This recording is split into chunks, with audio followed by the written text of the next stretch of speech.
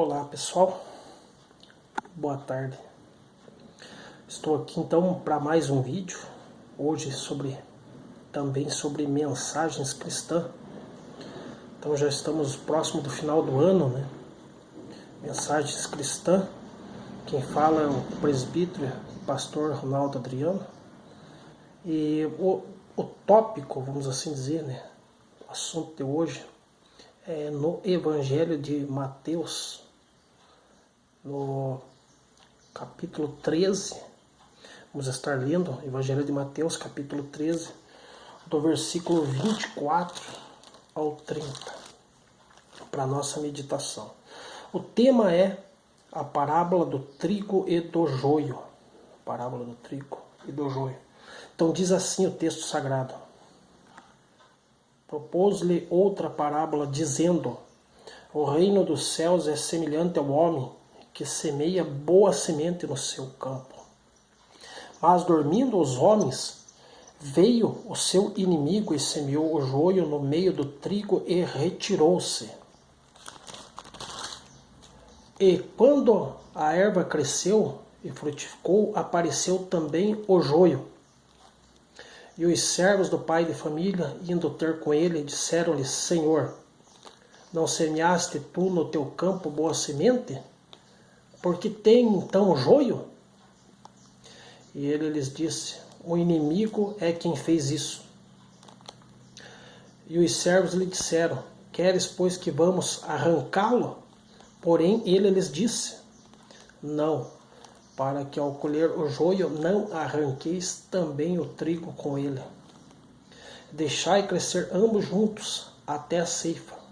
E por ocasião da ceifa, direi aos ceifeiros: colhei primeiro o joio, e atai-o em molhos para o queimar, mas o trigo ajuntai-o no meu celeiro. Amém?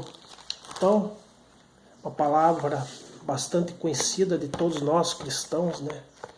Sobre a parábola do trigo e do joio, né? Mateus capítulo 13, versículo 24 em diante, até o versículo 30. Então Jesus sempre, naquela época, falava por meio de parábolas, né? E uma das parábolas que ele nos chama a atenção é a respeito do trigo e do joio. Ele comparou então dizendo: o reino do céu é semelhante ao homem que semeia boa semente no seu campo. A boa semente, irmãos, é a própria palavra de Deus. Então, é a própria palavra de Deus que é semeada então no campo. Mas veja bem na sequência do texto bíblico. Mas dormindo os homens, né, dormindo o homem, né, ou os homens, né, veio o seu inimigo, semeou o joio no meio do trigo e retirou-se. Então, o inimigo aqui em questão é o próprio Satanás, o próprio diabo, que veio e semeou o joio no meio do trigo e retirou. Então, conforme nós fomos analisando e lendo o texto bíblico, nós vamos chegar a algumas conclusões, né? Porque eles estavam literalmente dormindo. Então, o inimigo, que é o diabo, Satanás, ele veio sorrateiramente, semeando então o joio no meio do trigo. Ele retira-se. Veja bem. E quando a erva cresceu, quer dizer, frutificou, né? A erva ela cresceu, ela frutificou, né? Cresceu e frutificou, apareceu também o joio. Estava onde, irmãos? No meio ali misturado com o trigo. É o que acontece hoje na nossa geração, no meio da igreja, no meio da humanidade, no meio da igreja, até mesmo dentro da própria sociedade. É o que acontece hoje, né? Falamos assim em termos bíblicos. E frutificou, apareceu também o joio. Então o joio já tem se manifestado. Assim como o trigo será colhido, né, no celeiro do Senhor, o joio também há de se manifestar e já podemos ver, literalmente, está se manifestando. Mas tudo é uma permissão de Deus. Com que propósito? Vamos ver. E os servos de pai de família, indo ter com ele, né, disseram-lhe: Senhor, não semeaste tu no teu campo boa semente, quer dizer, a boa semente representa a palavra de Deus, né? A boa semente é a pergunta, né? Por que então joio, né? Então vamos assim dizer, né, em termos hoje, né? Por que então tem joio hoje? Porque há tanta joio, tanta discórdia no meio da sociedade, no meio da congregação, no meio da igreja, no meio do povo. Então, por que então o joio? Porque tem joio. Vamos ver na sequência bíblica, né? Nós devemos ser bíblicos, né? Biblicistas, né? E ele disse assim, ó. E ele lhes disse, Jesus dizendo, né? O inimigo é quem fez isso. Jesus falava de quem? Espiritualmente falando, do próprio Satanás. Mas aqui ela tem dupla interpretação, duplo sentido, né? O inimigo é quem fez isso. E os servos lhe disseram, queres, pois, que vamos arrancá-lo? Né? Os servos indagavam ao pai de família, né? Queres que vamos arrancá-lo? Então, dá a ideia que naquela época o inimigo seria uma pessoa que não gostava, né, do pai de família. A pessoa que não gostava do pai de família, o inimigo, ele veio e fez isso no meio ali do campo, semeando o joio. Então os servos clamavam, queres, pois, que vamos arrancá-lo? Aí o pai de família dizia não, né? Não, para que ao colher o joio, não arranqueis também o trigo. Então ela tem dupla aplicação aqui, este texto bíblico, porque o pai de família representa o próprio Deus. Veja bem no versículo 29. Porém, ele lhes disse, quem? Né? Se referindo ao próprio Deus, né? Ou ao pai de família, na dupla aplicação. Porém, ele lhes disse, não, para que ao colher o joio, não arranqueis também o trigo com ele. Então Deus sabe o momento certo. Deus sabe o momento certo e ele permite, vamos assim dizer, que certas coisas aconteçam no meio da congregação, no meio da sociedade, no meio da igreja, porque tudo está sob o controle de Deus. A Bíblia diz que nenhuma folha da árvore cai, ou seja, nenhuma folha de uma árvore cai se não for a permissão de Deus. Então vemos hoje também muitas coisas acontecendo. Irmãos, isto é permissão de Deus. Né? Vemos na sociedade brasileira o que tem acontecido, né? No Brasil e no mundo. Tudo isso é permissão de Deus, mas para toda permissão de Deus também há um propósito. Então veja bem, não arranqueis também o trigo com ele. Né? Não, para que ao colher o joio não arranqueis o quê? O trigo com ele. Então para todo o propósito também há ali uma permissão de Deus. Né? Deixai crescer ambos juntos até a ceifa, ou seja, até o dia da colheita. Né?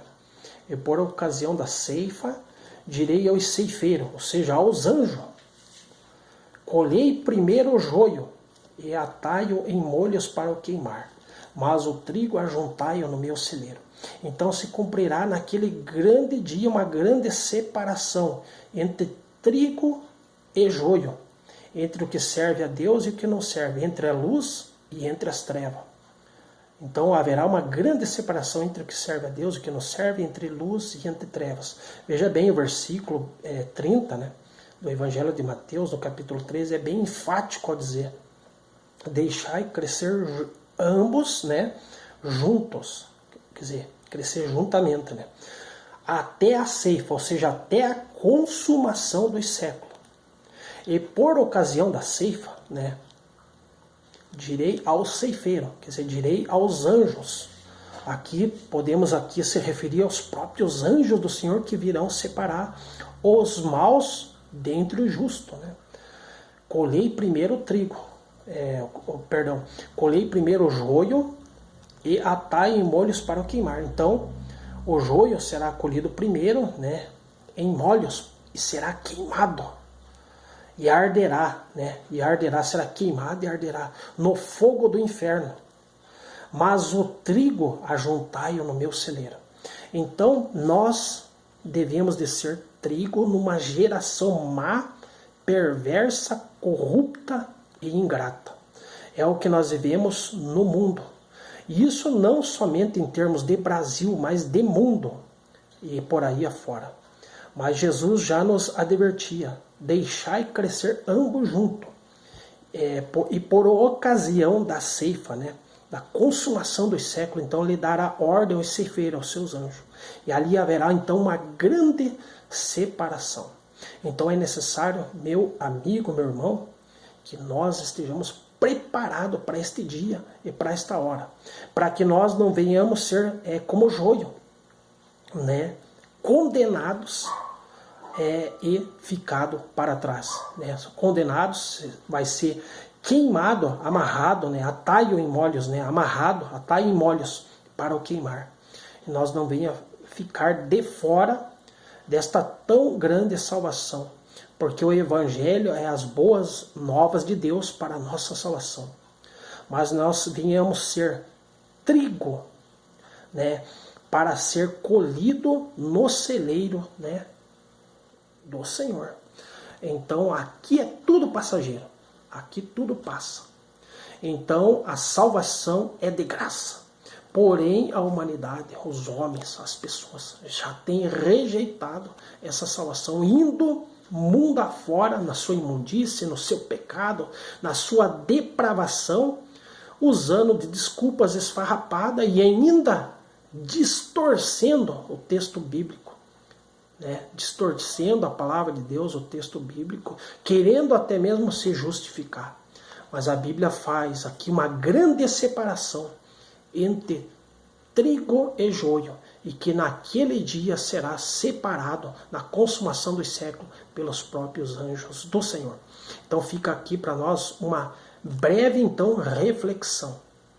E no nome de Cristo, no nome de Jesus, nós possamos meditar para a nossa salvação e elevo espiritual. Fazer um minuto de oração. Feche os seus olhos. Senhor, agradecemos-te pela tua palavra. No nome de Jesus, que o Senhor venha tocar em cada vida, em cada alma e em cada coração, Pai. Que a tua palavra venha frutificar, para que naquele dia, Senhor, nós não sejamos confundidos pelo Senhor, mas sejamos como trigo no teu celeiro, e que não venhamos ficar para trás e perecer nessa perversa geração. Por isso, em nome de Jesus Cristo, nosso Senhor, declaramos a vitória, a bênção e o milagre na vida do teu povo, da tua igreja, e de todos aqueles que querem caminhar rumo ao céu, em nome de Jesus. Amém. E que assim seja. Se que gostou, ativa o sininho, se inscreva no canal e receba também mais mensagens cristãs como essa. Até mais. Deus abençoe, em nome de Cristo.